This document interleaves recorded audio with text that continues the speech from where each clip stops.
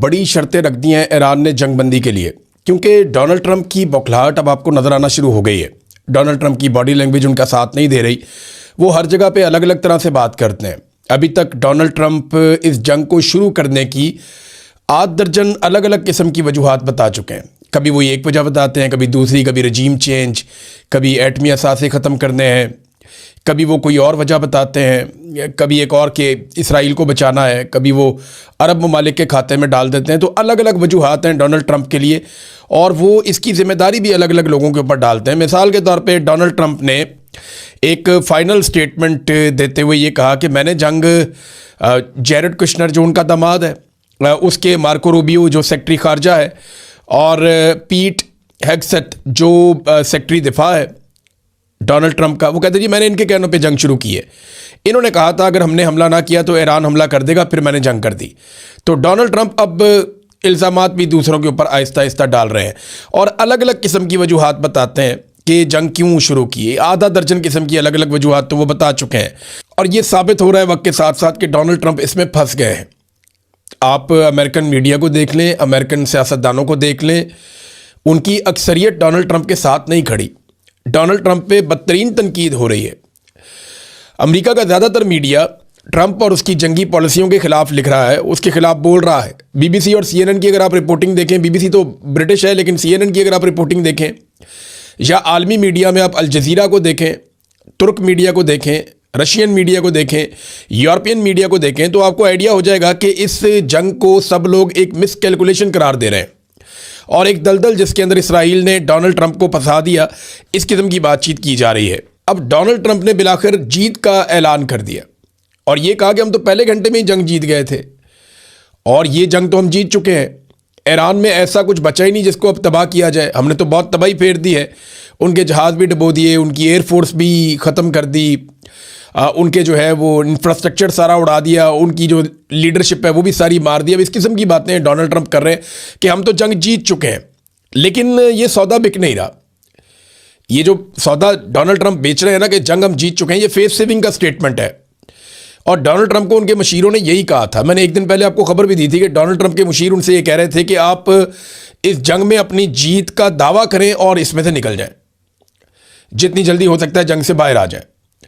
اب Donald Trump نے یہ دعویٰ کیا کہ ہم تو جنگ جیت چکے ہیں، لیکن کوئی یہ سودا خرید نہیں رہا۔ بین الاقوامی میڈیا اٹھا کر دیکھیں تو بے شک ایران کا بہت نقصان کیا ڈونلڈ ٹرمپ نے، اس کا کوئی دوسری رائے نہیں ہے۔ اس میں سب سے زیادہ نقصان اس لڑائی میں جو فزیکلی ہوا وہ ایران کا ہوا، لیکن اگر کسی کی متھ ٹوٹی ہے اور کسی کے امیج کو سب سے بڑا اس میں ڈیمیج ہوا تو وہ امریکہ کو ہوا۔ یہ بات بھی گڈ ول تو امریکہ کی خراب ہوئی ہے نا، کہ ایک چودراہٹ تھی، ایک بڑی بات تھی امریکہ کی، وہ بات اس طرح رہی نہیں۔ بہرحال اب ڈونلڈ ٹرمپ کا یہ والا سودا نہیں بک رہا کہ جو جیت کے طور پہ وہ پورٹرے کر رہے ہیں اس لڑائی کو۔ اب اس کی نا کچھ وجوہات ہیں۔ نمبر ایک تو آپ یہ دیکھیں نا کہ ایران نے مشرق وسطیٰ میں جتنے بھی امریکی اڈے ہیں ان سب کو نشانہ بنایا، یہ اس سے پہلے کبھی نہیں ہوا۔ تو جیت کا اعلان کیسے کیا جا سکتا ہے؟ امریکی بحری جہاز یا ان کے جو بحری بیڑے ہیں جن کے بارے میں پوری دنیا کے اندر بہت مشہور ہے، جس طرف یہ چل پڑتے ہیں اس طرف وہ ممالک ڈر جاتے ہیں۔ یعنی امریکہ کا پرانا طریقہ کار ہے، جس ملک سے انہوں نے کوئی بات منوانی ہو، وہ نہ مان رہا ہو تو بحری بیڑے اس طرف کو چل پڑتے ہیں، وہ بحری بیڑوں سے پہنچنے سے پہلے ہی بات مان لی جاتی ہے۔ لیکن یہاں پہ الٹا کام ہو گیا۔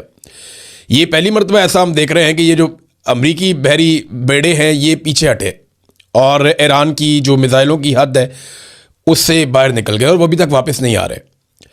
آبنائے ہرمز جو ہے وہ ایک سمبل بن چکا ہے کہ اس کے اوپر کنٹرول کس کا ہوگا، امریکہ کا اور امریکہ کے اتحادیوں کا ہوگا، اسرائیل کا ہوگا، یا خلیجی ممالک کا ہوگا، یا ایران کا ہوگا۔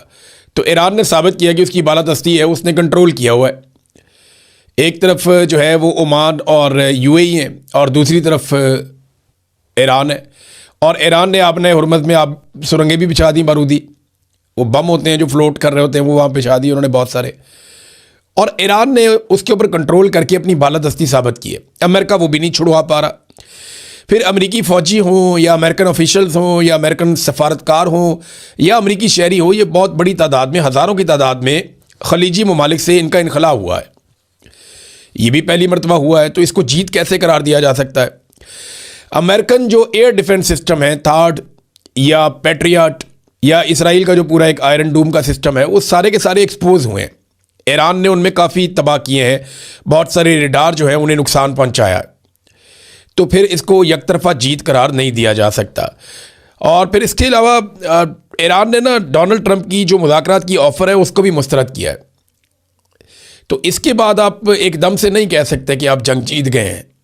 ہاں یہ فیس سیونگ ہو سکتی ہے, اور دیکھیں فیس سیونگ لے کر بھی اگر یہ جنگ بند ہو جائے تو اس سے اچھی بات کوئی نہیں ہے, کیونکہ جنگ کبھی بھی مسئلے کا حل نہیں ہوتی, اس سے مسئلے پیدا ہوتے ہیں. اور مسئلے اس ریجن میں پیدا ہو رہے ہیں جہاں کا میں رہنے والا ہوں, یعنی وہاں پاکستان ہے, ساتھ ایران ہے, آگے عراق ہے, سامنے کی طرف گلف کنٹریز ہیں. تو یہ سارا علاقہ متاثر ہوگا. امریکہ اور یورپ کو اس کا اتنا فرق نہیں پڑے گا. ہاں ان کے اوپر مہنگائی کا فرق پڑے گا, عالمی منڈی کے اوپر فرق پڑے گا ابن ہرمز کے بند ہونے سے, یا پیٹرولیم مصنوعات جو ہے ان کی قیمتیں بڑھیں گی, اس سے بھی فرق پڑے گا منڈیوں کے اوپر. اور چائنا کو اس کا فائدہ ہو سکتا ہے کیونکہ چائنا کا پیٹرول رک نہیں رہا. 11 ملین بیرل پیٹرول تو انہوں نے ابھی لے لیا, اور ایران نے جو اپنا تیل بیچنے کی رفتار ہے اس کو بڑھا دیا. یہ بھی عالمی رپورٹیں آ رہی ہیں کہ ایران کا تیل پہلے سے کم نہیں, پہلے سے زیادہ بک رہا ہے. انہوں نے رسد بڑھا دی ہے کیونکہ دنیا کا تیل انہوں نے روک لیا, تو اپنا وہ چلا رہے ہیں کام.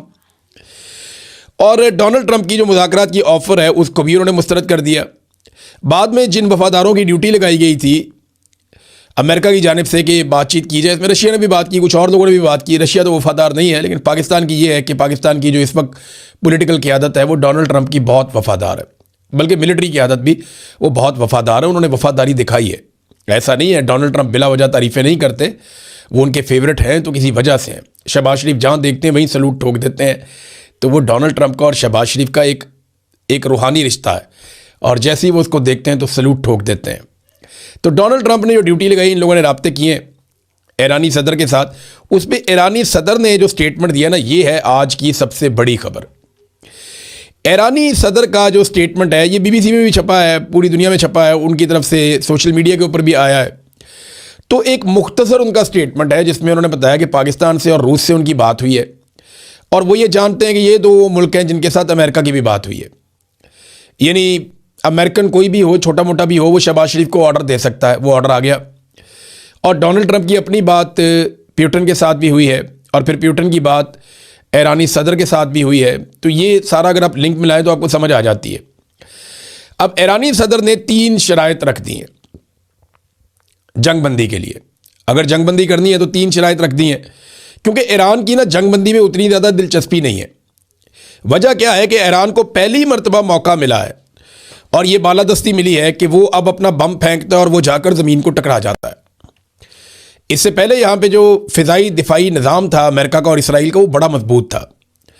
تو ایران نے بڑی محنت کے بعد بے شمار ڈرونز اور میزائل پھینک پھینک کر نہ صرف اس نظام کو تباہ کیا, کمزور کیا, بلکہ اب اس میں رستہ بنا لیا ہے کہ وہ اب اپنے ٹارگٹس کو اچیو کر سکتا ہے.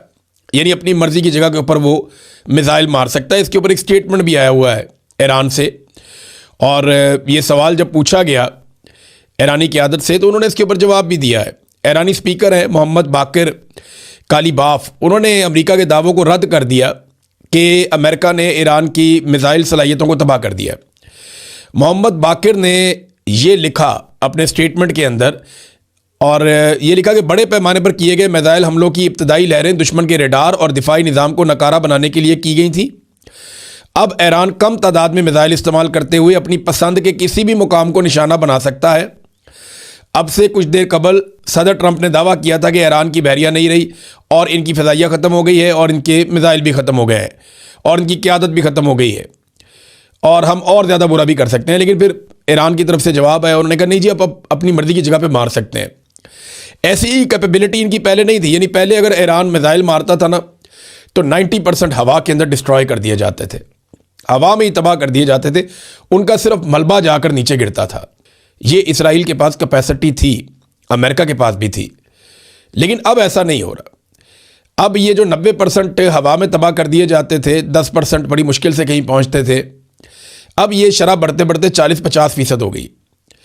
یعنی اب کافی زیادہ میزائل جو ہے وہ پہنچ جاتے ہیں بلڈنگوں تک اور اپنے ٹارگٹس تک جو ایران چلاتا ہے, کیونکہ یہاں پہ ریڈار سسٹم کافی ویک ہوئے ہیں, اور جو ایئر ڈیفنس سسٹم ہے امریکہ کا اور اسرائیل کا وہ بہت حد تک نہ صرف تباہ ہوا بلکہ ڈسٹرب ہو گیا. اور ان کے جو انٹرسیپٹرز ہیں وہ بھی کم ہو گئے ہیں. یعنی جو میزائل ہوا میں جا کر میزائل کو تباہ کرتے ہیں سرفیس ٹو ایئر، وہ ان کی تعداد بھی بہت کم ہوئی ہے اور بہت مہنگے ہیں. آپ کو پتہ ہے وہ 1 سے 4 ملین ڈالرز تک کا وہ ایک ہے، $10 لاکھ سے لے کر $40 لاکھ تک کا وہ ایک پڑتا ہے، تو بہت مہنگے ہیں. تو ان کو چلانا بار بار اس طریقے سے وہ بڑا مشکل ہے. تو ایران کو پہلی مرتبہ اس قسم کی فضائی بالادستی ملی ہے اس خطے میں، تو وہ جنگ بندی کے لیے انہوں نے کڑی شرائط رکھی ہیں. اب یہ شرائط ہیں ایرانی صدر نے جو رکھی ہیں، 3 شرائط ہیں، یہ تینوں میں آپ کے سامنے رکھ دیتا ہوں. انہوں نے یہ لکھا کہ امریکہ اور اسرائیل کی شروع کردہ اس جنگ کو ختم کرنے کا واحد طریقہ ایران کے جائز حقوق کو تسلیم کیا جائے. نمبر 1، ایران کے جائز حقوق کو تسلیم کیا جائے. وہ جائز حقوق کیا ہے؟ ہم اپنی حکومت خود بنا سکتے ہیں، ہم اپنے ملک کے فیصلے خود کر سکتے ہیں، ہمیں تجارت کرنے کا بھی حق ہونا چاہیے، ہم تیل کو بھی ایکسپورٹ کر سکتے ہیں، ہمارے اوپر پابندیاں ختم کی جائیں. یہ جائز حقوق ہیں. ایران اپنے جائز حقوق مانگ رہا ہے کہ ہمارے ساتھ زیادتیاں بند کی جائیں. نمبر 1. نمبر 2، معاوضے کی ادائیگی. یہ جتنا نقصان ایران کا کیا گیا اس لڑائی میں، کیونکہ لڑائی یک طرفہ تھی نا، ایران نے تو لڑائی شروع کی نہیں، ایران تو مذاکرات کر رہا تھا اور ایران کے بقول امریکہ نے وعدہ کیا ہوا تھا کہ وہ حملہ نہیں کرے گا، لیکن حملہ ہو گیا. اب اس کے اوپر وہ یہ کہتے ہیں ہمیں معاوضہ ادا کیا جائے جتنا ہمارا نقصان کیا گیا. یہ دوسری چیز ہے. اور تیسری چیز وہ یہ کہہ رہے ہیں کہ مستقبل میں کسی بھی جارحیت کے خلاف مضبوط بین الاقوامی ضمانتیں ہمیں دی جائیں. یعنی ہمیں اب ضمانت دی جائے کہ آئندہ ہمارے اوپر کسی قسم کا کوئی حملہ نہیں ہوگا مستقبل میں. یہ 3 چیزیں کرے تو ہم جنگ بندی کر دیتے ہیں. بڑی معقول چیزیں ہیں. اور یہ ایک تو وہ یہ کہتے ہیں جناب ہمارا حق ہمیں دیں. نمبر 2 وہ یہ کہتے ہیں کہ جو ہمارا نقصان کیا اس کی بھرپائی کریں. نمبر 3 وہ یہ کہتے ہیں کہ آئندہ ہمارے ساتھ زیادتی نہیں ہوگی، اس کی بھی ہمیں گارنٹی دیں. اب یہ گارنٹی کون دے سکتا ہے؟ رشیا یا چائنا کو گارنٹی دی جا سکتی ہے امریکہ کی جانب سے، اور یہ گارنٹی کس صورت میں ہو سکتی ہے یہ بھی بڑے سوالات ہیں. ہو سکتا ہے کہ بہت سارا کچھ پلج کر دیا جائے کہ ٹھیک ہے یہ چیز پھر آپ کو مل جائے گی اگر آپ پہ حملہ کیا گیا. تو اب کچھ بھی ہو سکتا ہے. اس میں UN کا کردار تو بڑا ہی معمولی سا کردار ہوتا ہے. اقوام متحدہ اپنی حیثیت ہی کھو بیٹھا ہے. یعنی اسرائیل کے خلاف اتنی مذمتی قراردادیں پاس ہوئیں، اتنا کچھ کیا گیا، آج تک وہ ٹس سے مس نہیں ہوا. ابھی ایران کے خلاف بھی ایک مذمتی قرارداد پاس ہو گئی کہ اردن کے اوپر اور گلف ممالک کے اوپر جو اٹیک کیا گیا ہے اس کو بحرین نے پیش کیا. اور پاکستان کے بارے میں بھی بتایا جا رہا ہے پاکستان اس کا کو اسپانسر تھا، اس قرارداد کا جو ایران کے خلاف اقوام متحدہ میں پیش ہوئی ہے. اب اس میں یہ بتایا گیا کہ قرارداد منظور کر لی گئی، پاکستان نے اس کے حق میں ووٹ دیا، چین نے اور رشیا نے اس میں ووٹ ڈالا ہی نہیں، اور نہ انہوں نے ویٹو کیا. وہ چاہتے اس کو ویٹو کر دیتے لیکن انہوں نے ویٹو نہیں کیا. انہوں نے کہا ٹھیک ہے آپ، کیونکہ عرب ممالک کے ساتھ وہ اپنے تعلقات بھی خراب نہیں کرنا چاہتے. بہرحال رشیا نے ایک قرارداد پیش کی کہ جنگ بندی کی جائے فوری طور پہ، اس کو امریکہ نے ویٹو کر دیا. یہ ویٹو پاور ہوتی ہے وہ یہ چند ممالک کے پاس ہے، امریکہ کے پاس، برطانیہ کے پاس، چین کے پاس، روس کے پاس، غالباً فرانس کے پاس، یہ 4-5 ملکوں کے پاس ویٹو پاور ہے. اب یہ ویٹو پاور کے بارے میں اسپین نے بھی ایک سٹیٹمنٹ دیا کہ یہ ویٹو پاور ختم کی جائے، سارے ممالک کو ایکول رائٹ ہونا چاہیے اقوام متحدہ میں. یہ جو ویٹو کی پاور ہے اس کو بڑی بڑی طاقتیں اپنے مفاد کے لیے استعمال کر لیتی ہیں. بات تو ٹھیک ہے، اسپین کے وزیر اعظم نے غلط بات نہیں کی ہے. ناظرین، یہ عمان کے اوپر ایک آگ کے شعلے بھڑک رہے ہیں. سلالہ ایک ایریا ہے عمان کا، بڑا خوبصورت علاقہ ہے، اور وہاں پہ ایک ریفائنری ہے، اس میں آگ لگ گئی. دیکھیں عمان کا تو بڑا مثبت رول رہا اس سارے معاملے میں. عمان نے امن کی بات کی ہے اور کسی قسم کی وائلیشن نہیں کی، بلکہ ایران کو اور امریکہ کو دونوں جانب عمان نے زور لگایا کہ کسی طرح بھی امن قائم ہو جائے. تو عمان میں یہ کس نے آگ لگا دی اور ڈرون کس نے مار دیا؟ اب یہ آگ لگی ہوئی ہے کافی گھنٹوں سے. اس پہ ایران نے یہ سٹیٹمنٹ دیا کہ یہ ہم نے نہیں کیا. یعنی عمان کے اوپر اٹیک ایران کہتا ہے ہم نے نہیں کیا، تو پھر کس نے کیا؟ اب اس کو بھی ایک فالس فلیگ آپریشن قرار دیا جا رہا ہے. اب عمان کی گورنمنٹ کا کوئی سٹیٹمنٹ آئے گا تو ہمیں پتہ چلے گا کہ وہ اس کے پیچھے کس کا ہاتھ دیکھتے ہیں. اسکول کی بچیوں کا قتل عام ڈونلڈ ٹرمپ کے گلے پڑ گیا. ڈونلڈ ٹرمپ سے بار بار یہ سوال کیا جاتا ہے، ہر جگہ یہ سوال کیا جاتا ہے. حتیٰ کہ ایک رپورٹر آیا اور اس نے سوال کیا ڈونلڈ ٹرمپ سے کہ کیا آپ، جہاں ڈونلڈ ٹرمپ جاتا ہے نا یہ سوال اس کے سامنے کھڑا ہوتا ہے. امریکن میڈیا ہر جگہ پہ دیکھیں نا، پاکستان کے اندر کسی نے شہباز شریف سے نہیں پوچھا آج تک کہ آپ نے 26 نومبر کا قتل عام کیوں کیا. آج تک کسی نے عاصم منیر سے سوال نہیں کیا، وہ سوال کرنے کی جرت ہی نہیں ہے. حتیٰ کہ محسن نقوی سے بھی نہیں پوچھ پائے. لیکن وہاں پہ دیکھیں ایران کے اندر بچیاں شہید ہوئی ہیں اور امریکہ میں میڈیا نے ڈونلڈ ٹرمپ کے ناک میں دم کر دیا. وہ رپورٹر کہتا ہے کیا آپ مناب اسکول پر حملے کی ذمہ داری قبول کرتے ہیں؟ فوجی تحقیقات سے پتہ چلا ہے کہ امریکہ نے ہی اس اسکول پر حملہ کیا تھا. تو ڈونلڈ ٹرمپ نے کہا جی مجھے اس کے بارے میں کچھ معلوم نہیں ہے. اور اب امریکہ سے ایک اور خبر آ رہی ہے جناب یہ حملہ ہمارا غلط ہو گیا تھا اور ہمارا ٹارگٹ ہٹ نہیں ہوا تھا اور یہ میزائل غلط سمت میں چلا گیا تھا, یہ ایک غلطی ہو گئی ہے. اب امریکہ سے اس قسم کا بھی ایک موقف آیا ہے, لیکن اس موقف کے خلاف بھی بہت سارے مزید ثبوت اور چیزیں آہستہ آہستہ سامنے آ رہے ہیں. ناظرین, ایران نے ایک اور دھمکی دی ہے اور یہ کہا ہے کہ اگر ہمارے انفراسٹرکچر کو تباہ کیا گیا تو ہم پورے خطے میں یہی کریں گے, یعنی ہم بھی انفراسٹرکچر تباہ کر دیں گے.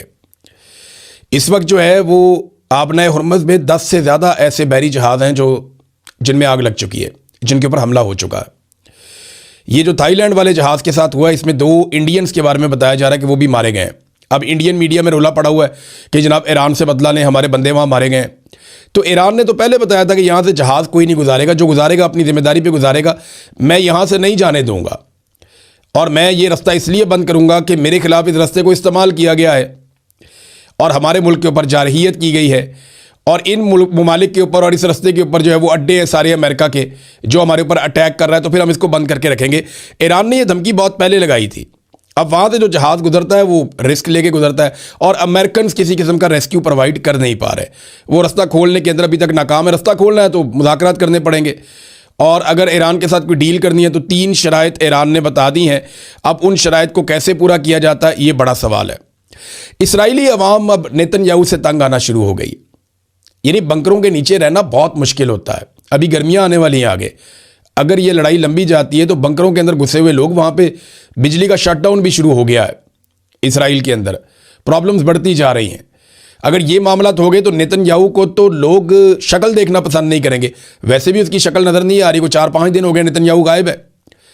دنیا میں جہاں بھی جنگ ہوتی ہے اس کی لیڈرشپ نظر آتی ہے, نیتن یاہو بالکل ہی غائب ہے, کہیں دکھائی نہیں دیتا, کہیں سنائی نہیں دیتا, پتہ ہی نہیں چلتا کہاں پہ گیا. اور اس کی کچھ بڑی اہم میٹنگز تھیں, وہ میٹنگز بھی کینسل ہو گئی ہے. تو نیتن یاہو کے بارے میں ابھی کچھ پتہ نہیں چل رہا کہ اس کے ساتھ ہوا کیا, وہ گیا کہاں, پکڑ لیا گیا, مار دیا گیا, کیا ہوا اس کے ساتھ. لیکن اردگان کا ایک سٹیٹمنٹ آیا, رجب طیب اردگان ترکی کے صدر, وہ کہتے ہیں جی کہ اسرائیلی جو عوام ہے جو ہر رات زیر زمین بنکر میں گزار رہی ہے, اب انہوں نے بھی کہنا شروع کر دیا ہے کہ ہولو کاسٹ کے بعد ان پر آنے والی سب سے بڑی آفت نیتن یاہو ہے, جس کی وجہ سے وہ اس حالت میں ہے اور بیڑے گرک ہو گیا. تو یہ جناب اسرائیل کی مظلومیت آپ کو آنے والے دنوں میں نظر آئے گی. یہ بات میں آپ کو دعوے کے ساتھ کہہ دیتا ہوں. وہ اس لیے کہ اسرائیل میں اتنا بڑا انفراسٹرکچر کا نقصان پہلے کبھی نہیں ہوا جو اب ایران نے کر دیا ہے. گو کہ بہت فرق ہے, ایران میں ایک دن میں 100 150 200 بندے بھی شہید ہو جاتے ہیں. ایک حملے کے اندر 168 بچیاں شہید ہو گئیں صرف. تو بڑے بڑے واقعات ایران کے اندر ہوتے ہیں, لیکن اسرائیل میں ہونے والا نقصان جو ہے وہ ٹوٹل ملا کے بھی ایران کے ایک دن کے نقصان کے برابر نہیں ہے. لیکن وہ لوگ سمجھتے ہیں کہ یہ جانیں بہت قیمتی ہیں. اب آنے والے دنوں میں آپ دیکھیں گے مظلومیت کا کارڈ کھیلا جائے گا اسرائیل کی جانب سے اور یہ کہا جائے گا ہمارے ساتھ بہت ظلم کیا ہے ایران نے. حالانکہ اس وقت کی میں آپ کو بات بتاتا ہوں, ابھی جب سارے لوگ ڈسکس کر رہے ہیں ایران کو, لبنان کو اور گلف سٹیٹس کو, اس وقت اسرائیل نے بمباری کر دی ہے خیمہ بستیوں کے اوپر جس کے اندر رہ رہے تھے غزہ کے لوگ, یعنی غزہ کے معصوم بچے بچیاں, خواتین, بزرگ, وہ جن خیموں کے اندر رہ رہے تھے عارضی طور پہ ٹینٹوں پہ, ان کے اوپر بمباری کر دی ہے اور وہاں سے ہزاروں لوگ نکل کر بھاگے ہیں. انہیں کوئی سمجھ نہیں آ رہی وہ کہاں پہ جائیں. جب میں یہ ویڈیو ریکارڈ کر رہا ہوں ابھی تازہ مناظر اور خبر وہاں سے آئی ہے. اب اسرائیل جو ہے وہ وہاں پہ جینوسائیڈ کر رہا ہے, نسل کشی کر رہا ہے. لیکن یہ کچھ عرصے کے بعد ایران کو ایک ظالم کے طور پہ, ایک جابر کے طور پہ پیش کریں گے. حالانکہ اٹیک پہلے اسرائیل نے کیا تھا اور امریکہ کو بھی اس لڑائی کے اندر مبینہ طور پہ اسرائیل نے ہی پھنسایا ہے. ناظرین, ایک دعویٰ کیا گیا کچھ لوگوں کی جانب سے کہ عرب ممالک پریشان ہے کہ پاکستان میں سوشل میڈیا کیوں عرب ممالک کے ساتھ کھڑا نہیں ہو رہا. دیکھیں, ایک تو بات یہ ذہن میں رکھیں کہ ایران کے ساتھ لوگوں کے کھڑے ہونے کا مطلب یہ نہیں ہے کہ وہ عرب ممالک کے خلاف ہیں. وجہ سادی ہے کہ اسرائیل نے اور امریکہ نے اٹیک کیا, اس لیے لوگ ایران کے ساتھ کھڑے ہیں. دوسری بات یہ ہے کہ وہ لوگ عرب ممالک کے اندر جن اڈوں کو دیکھتے ہیں وہ ان کے خلاف بات کرتے ہیں, عرب ممالک کے خلاف پاکستانی نہیں ہیں. یہ عرب ممالک کو سمجھنا پڑے گا. اگر کہیں خدا نہ خواستہ اسرائیل نے اور امریکہ نے کسی عرب ملک کے اوپر اٹیک کیا ہوتا تو اس سے زیادہ شدت کے ساتھ پاکستانی عرب ممالک کے ساتھ بھی کھڑے ہوتے. اور دوسری اس کی ایک ریزن اور ہے. وہ ریزن یہ ہے کہ پاکستان میں اس وقت ایک ناجائز حکومت ہے. اس ناجائز حکومت کا جھکاؤ جس طرف بھی ہوتا ہے نا، پاکستان کی حکومت جہاں بھی جھکاؤ اپنا ڈالتی ہے، اپنا وزن جس پلڑے میں ڈالتی ہے، پاکستان کی عوام اس کے خلاف ہو جاتی ہے. یہ بات بھی عرب ممالک کو سمجھنی پڑے گی کہ پاکستان کے عوام موجودہ ملٹری اسٹیبلشمنٹ یا فوجی قیادت عاصم منیر صاحب سے بالکل پیار نہیں کرتی، بلکہ ان سے ناراض ہے.